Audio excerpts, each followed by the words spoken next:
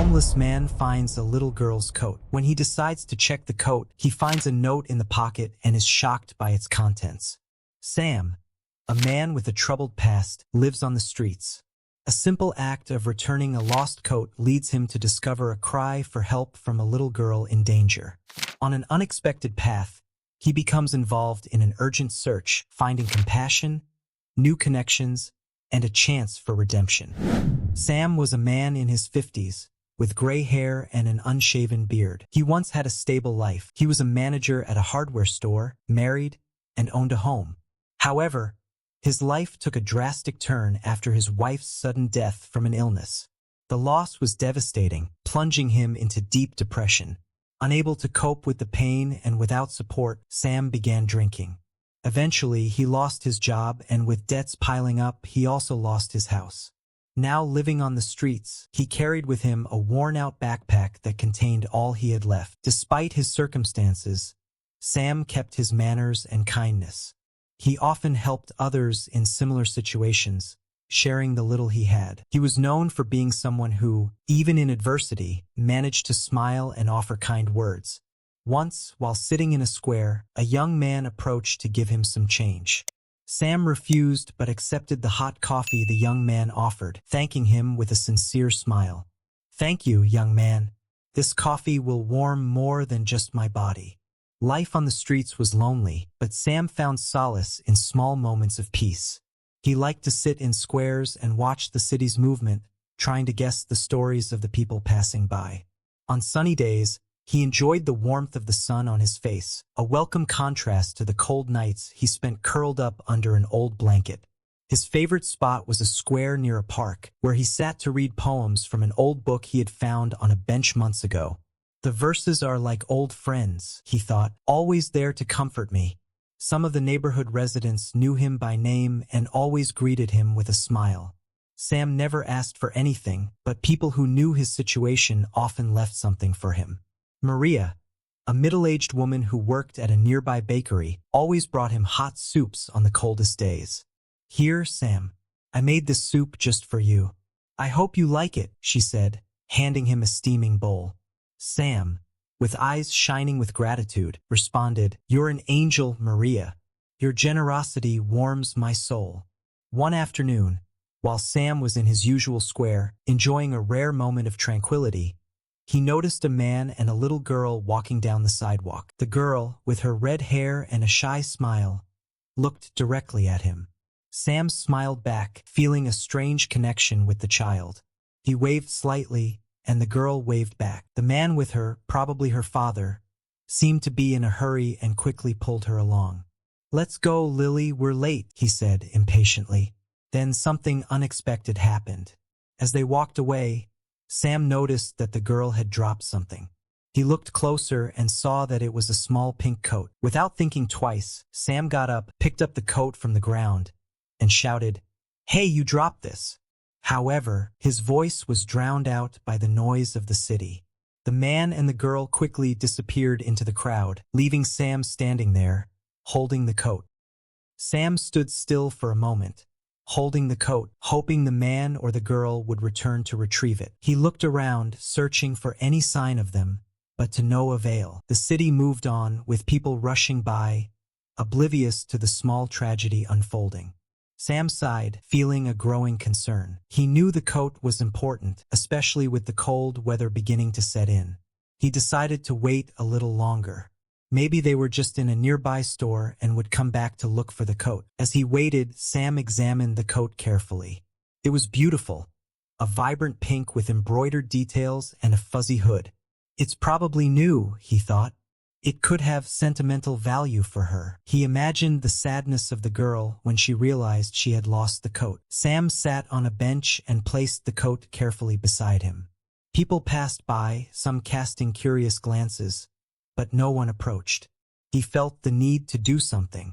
He couldn't let a child go without a coat, especially with the cold weather approaching. He decided that if no one came to claim the coat by nightfall, he would take it to the nearest police station. "They can help find the girl," he thought, determined to do the right thing.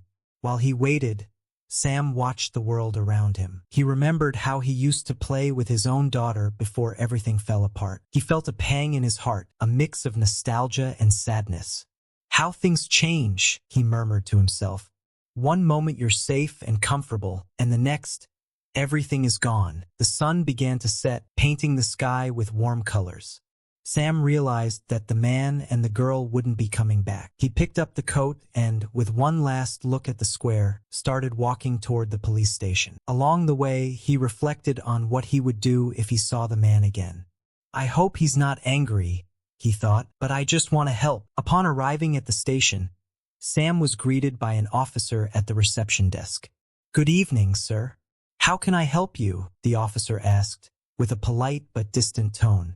Sam explained the situation, showing the coat and recounting what had happened. At first, the officer seemed skeptical. He looked at the coat, then at Sam, as if trying to understand why a homeless man would be so concerned about an item of clothing. You said the girl seemed disturbed? The officer asked, now paying more attention. Sam nodded. Yes. She looked at me, like she wanted to say something, but the man hurried her along. The officer frowned.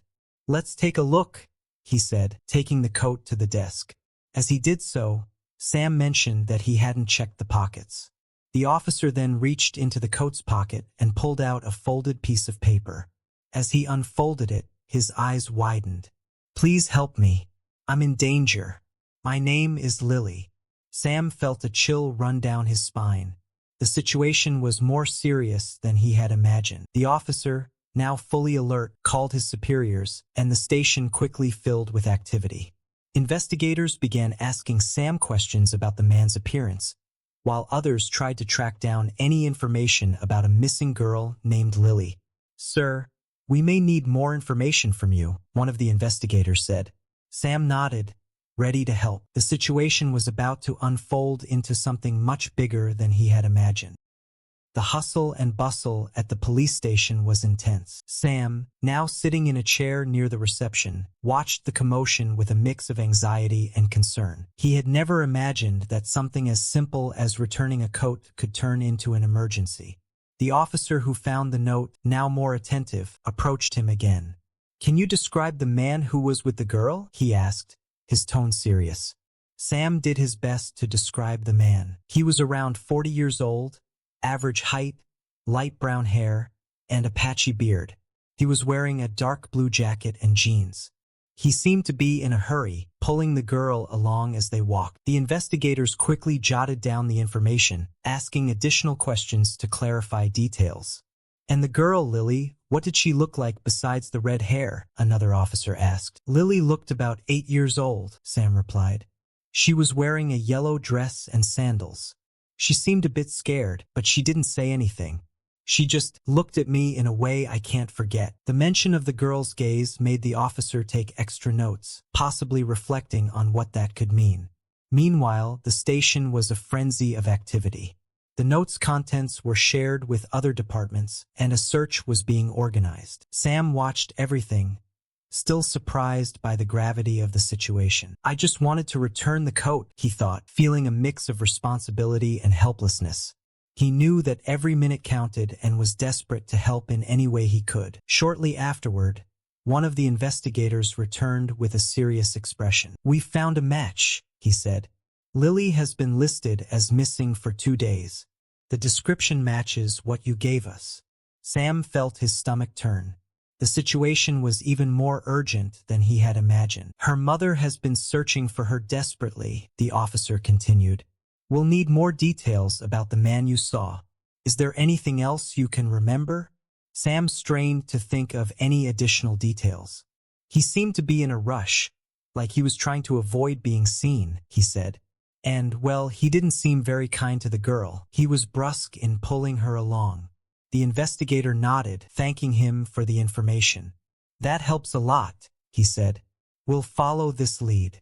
As the investigators worked on the case, Sam found himself lost in thought. He thought about his own daughter and what he would do if he were in a similar situation. "This must be a nightmare for her mother," he murmured, mostly to himself. He felt a growing connection to Lily, even though he didn't truly know her. "I hope she's okay. I can't imagine what she's going through."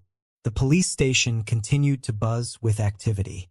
Officers and detectives were constantly moving, preparing for what seemed to be a rescue operation. The tension in the air was palpable. Sam, feeling a bit out of place, looked around, noticing the grave expressions on the officers' faces. He knew he had done the right thing by bringing the coat, but it didn't ease his concern. A short time later, one of the investigators approached Sam again. "Sir, thank you for your help," he said, in a softer tone.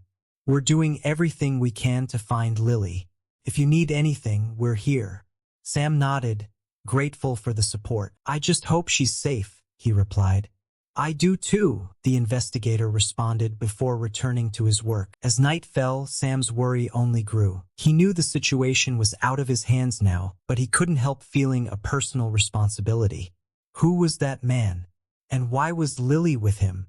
The questions hammered in his mind as he prepared for a long night of waiting. The hope was that, with the help of the authorities, Lily would be found and brought back to her mother, safe and sound. As the night wore on, the police station became the epicenter of a coordinated operation. The police had managed to identify the man who was with Lily through security camera footage spread throughout the city. "That's Peter Donovan," one of the detectives announced. "He has a record of minor offenses, but nothing to suggest something this serious. Still, we need to proceed with caution." Sam, who was sitting in a corner of the waiting room, raised his head when he heard the name. He tried to remember if he had ever crossed paths with the man before, but his memory didn't help. "Who is this guy?" he muttered to himself. One of the officers overheard and approached to explain. "Donovan is known to the police, but he's never been involved in something like this. He could be dangerous, so we're taking all precautions." The investigation team was focused on tracing Donovan's steps. They discovered he had recently been seen near an abandoned house on the outskirts of the city. "We need to move fast," the lead detective said. "Every minute counts when it comes to a missing child." The urgency of the situation was clear. Sam, though unaware of the specific details, felt the tension in the air. Sam was then approached by one of the investigators. "We need you to stay here in case we have more questions," the officer said. Sam nodded, understanding the need for his presence. "I'll stay as long as it takes," he replied, determined to help in any way he could. He knew he had done what he could, but he still felt a heavy responsibility for being involved. As he waited, Sam reflected on how the situation had escalated. He thought about the difficulties he faced living on the streets and how, somehow, this situation seemed small compared to what Lily might be going through. "I've always had the option to leave," he thought. "But this girl, she's trapped with nowhere to go." This line of thinking filled him with even more determination. He knew he had to do something, anything, to help. A short time later, one of the officers approached again. "We've found where Donovan and Lily are," he announced. "We're sending a rescue team. The operation will be quick, and we hope to bring Lily back safely." Sam felt a wave of relief and anxiety at the same time. "Thank you," he said sincerely. "I hope she's okay." The officer gave a reassuring nod before walking away to continue the preparations. Time seemed to drag on as Sam waited for news. He checked the clock repeatedly, each minute feeling like an eternity. Finally, after what felt like hours, the radio in the station crackled with an update. "Rescue team in position," said a firm voice. There was a tense silence, followed by a series of confirmations. "Lily is safe. Repeat. Lily is safe." Sam let out a deep breath, feeling the weight of his worry lift. He couldn't believe everything was ending well. When the police car arrived with Lily, he immediately stood up. The car door opened, and the small girl stepped out, visibly shaken but physically unharmed. She looked around until her eyes met Sam's. Instantly, she ran towards him and hugged him tightly. Sam, surprised and emotional, hugged her back, feeling tears well up in his eyes. "You're safe now," he whispered, gently stroking the girl's red hair. Lily, still trembling, nodded and tightened her embrace. The officers around them watched the scene, some smiling softly, pleased with the outcome of the operation. "We're going to take care of you," said a social service officer, approaching gently. We'll take you to your mother. Lily let go of Sam and looked at the woman, still with tears in her eyes. Sam smiled at her, trying to convey reassurance. You're a very brave girl, he said. Everything's going to be okay now. Lily shyly smiled in response, still holding Sam's hand. He felt a wave of pride and tenderness for the child. As Lily was taken into the care of social services, Sam remained at the police station, now surrounded by reporters and officers who wanted to thank him and hear his story. You're a hero, sir, one of the officers said. Sam shook his head, humbled. I just did what anyone would do, he replied, but his heart was full of gratitude. He knew that, in some way, this unexpected event would change his life forever. With Lily's successful rescue, Sam thought his part in the story was over. However, unlike what he expected, his life was about to take a new turn. The day after the rescue, he was contacted by Sarah, Lily's mother. She insisted on meeting him in person to thank him for his courage and kindness. Sam, feeling a little uncomfortable with all the attention, accepted the invitation. Sarah was a woman in her 30s, with expressive eyes and a warm aura. When she opened the door of her home to Sam, she was visibly emotional. You saved my daughter, she said, her voice filled with relief and gratitude. I don't know how to thank you. Sam, feeling slightly awkward, responded, I just did what I thought was right. Anyone would have done the same. They sat in Sarah's cozy living room, filled with flowers, many of which she grew in her own flower shop. Lily was there too, now calmer, holding a flower that seemed to have been recently picked. She smiled shyly at Sam before running over to hug him again. Thank you, she said softly. Sam smiled and patted her hair. I'm glad you're safe, he replied, touched. During the conversation, Sarah began to ask questions about Sam's life. He briefly talked about how he had lost his home and job due to a series of unfortunate circumstances. Sarah listened intently, her eyes reflecting deep empathy. No one should have to go through that, she said firmly. You've done so much for us, and I'd like to repay you in some way. Sam hesitated, not wanting to accept help, but Sarah was insistent. Please, let me help, she said, her voice full of sincerity. I have an extra room here at home. You can stay as long as you need until you get back on your feet. And if you're interested, you could work at my flower shop. I always need help, and it would be great to have someone with your heart around. Sarah's offer took Sam by surprise. He hadn't expected such generosity, especially from someone he had just met. I don't know what to say, he stammered, still processing the offer. Sarah smiled, a smile that conveyed warmth and welcome. You don't have to say anything. Just accept it, she said. After everything that's happened, it's the least I can do. With tears in his eyes, Sam finally accepted the offer. The idea of having a safe place to sleep and a steady job was almost surreal. Thank you so much, he said, his voice choked with emotion. I can't express how much this means to me.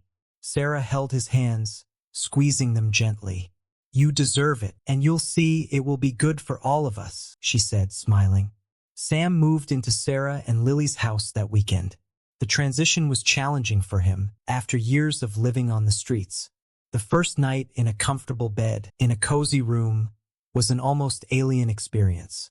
He found himself lying there, staring at the ceiling, trying to process everything that had happened. Am I really here? He thought, incredulous.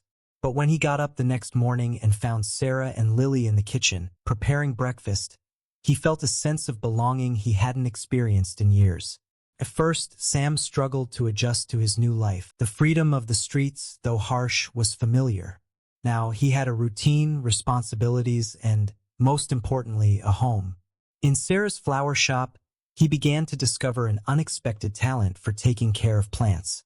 The work was simple but deeply satisfying. He learned to nurture flowers and tend to each one with the same care that Sarah showed. Over time, the relationship between Sam, Sarah, and Lily grew stronger. They became not just friends but a family.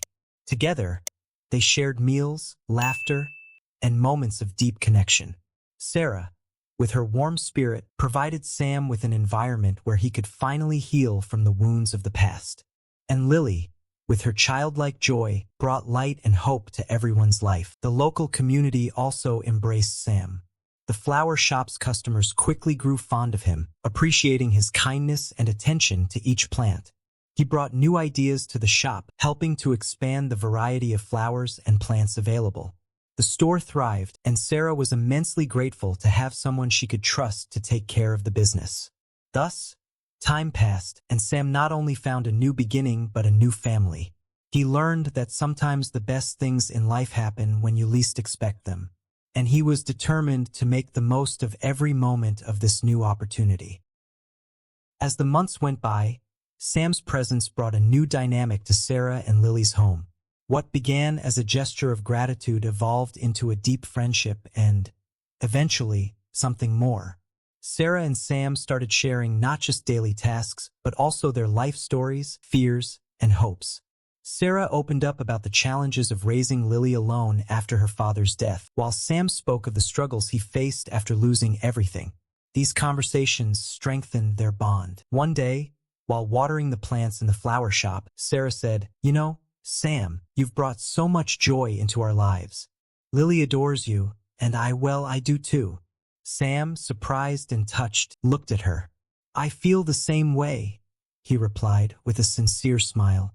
"I never thought I'd find so much happiness again." Over time, their feelings for each other blossomed. They began spending more time together, outside of work, exploring the city, visiting parks, and sometimes just walking side by side. Sam became a father figure to Lily, who adored him. "Uncle Sam, can you teach me how to take care of these flowers?" she would ask, her eyes shining with enthusiasm. "Of course, little one," Sam would reply, always with patience and affection. The community noticed the positive change in everyone. Sarah, who had once seemed overwhelmed and lonely, now radiated happiness. Sam, who had started as a homeless stranger, was now a beloved member of the community. He helped in the flower shop, participated in community events, and even volunteered to tend to the neighborhood garden. People began to see him not just as the man who had saved Lily, but as someone who had overcome great adversity to find his place in the world. As time went on, Sam and Sarah realized they were ready to take the next step in their relationship. One sunny afternoon, while walking through a botanical garden, Sam held Sarah's hand and, with a shy smile, said, "Sarah, I know our journey together was unexpected, but you and Lily have become everything to me. I'd like to spend the rest of my life with you, if you feel the same." Sarah, emotional, squeezed his hand and replied, "I feel the same way, Sam. You've brought joy and love into our lives. Let's do this together." They decided to marry in a simple ceremony, surrounded by friends and family. The wedding day was filled with emotion and joy. Lily was the flower girl, holding a bouquet of flowers she had helped pick herself. As Sam and Sarah exchanged vows, many of the guests had tears in their eyes. Sam's story, from a man who had lost everything to one who had found new purpose and love, was inspiring. After the wedding, Sam, Sarah, and Lily continued living together as a family. They shared a peaceful and happy life, finding joy in simple things. Sam never stopped appreciating the miracle of how his life had changed. He often reflected on the day he found the pink coat, an event that had changed everything for him and for little Lily. The flower shop thrived with Sam's help. He brought new ideas and innovations, helping to expand the business.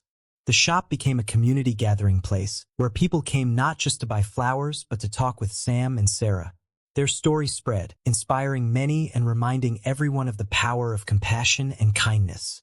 Lily, who had suffered so much, flourished in a home filled with love and security. She continued to help in the flower shop and developed a passion for gardening. Sam, always patient and loving, taught her everything he knew, and together, they transformed the shop into an even more vibrant and welcoming space. Life for Sam and his new family continued with love and gratitude. They knew that, despite the challenges they had faced, they had found each other and built something beautiful and lasting. In the small house where flowers always bloomed, Sam's story is a testament to the power of compassion, love, and the capacity for change that resides in all of us. And so, as the days passed, the family continued to grow and flourish, surrounded by the love they had found in such unexpected ways.